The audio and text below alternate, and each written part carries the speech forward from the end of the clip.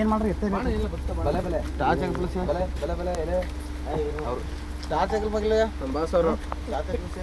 ನಮ್ Bandur boss.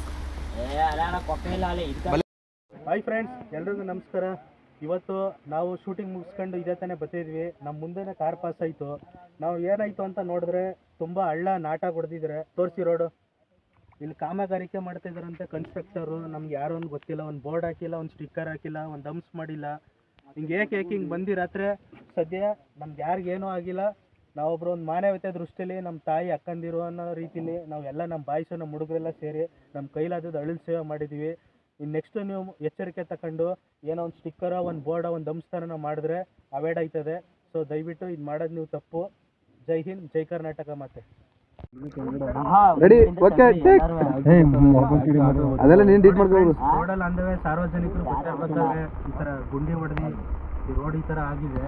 So ಯಾರೇನು ಒಂದು sticker ಒಂದು ಬೋರ್ಡು ಈ ಕತ್ಲೆ ಬೇರೆ ಈ ರೋಡಲ್ಲಿ ಯಾರು ಇಲ್ಲ. ನಾನು ಒಬ್ಬ ಡಿ ಬಾಸ್ ಅಭಿಮಾನಿಯಾಗಿ ಹೆಲ್ಪ್ ಮಾಡ್ತಾ ಇದ್ದೀನಿ. ಬೇರೆ ಯಾರೋ ಯಾವ್ದಕ್ಕೋ ಲೈಕ್ಗೋಸ್ಕರ ಕಮೆಂಟ್ಗೋಸ್ಕರ ವಿಡಿಯೋ ಮಾಡ್ತಾರೆ. ನಾವೊಂದು ಮಾನವೀಯತೆಗೋಸ್ಕರ ಬಾಸ್ಗೋಸ್ಕರ ಇದೊಂದು ಮಳೆ ಇಷ್ಟು ಬಂದ್ರೂ ನಮ್ಮ ಬಾಸ್ ಅಭಿಮಾನಿಯಾಗಿ ಇಲ್ಲಿ ನಮ್ಮ ತಾಯಿದಿರು ಕೂತಿದ್ದಾರೆ, ಅವ್ರಿಗೋಸ್ಕರ ನಾವು ನಮ್ಮ ಕೈಲಾದ ಅಳಿಲು ಸೇವೆ ಮಾಡ್ತಾ ಇದ್ದೀವಿ.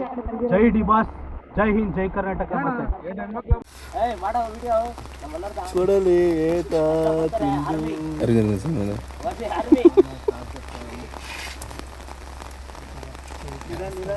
ಇಲ್ಲೆಲ್ಲ ಇರೋದು ಬಾಸ್ ಅಭಿಮಾನಿಗಳು, ನಮ್ಮ ಡಿ ಬಾಸ್ ಅಭಿಮಾನಿಗಳು.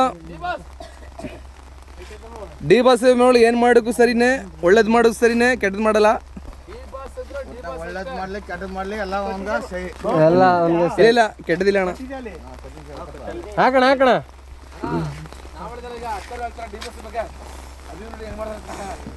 ಹಾಕಣ ಹಾಕಣ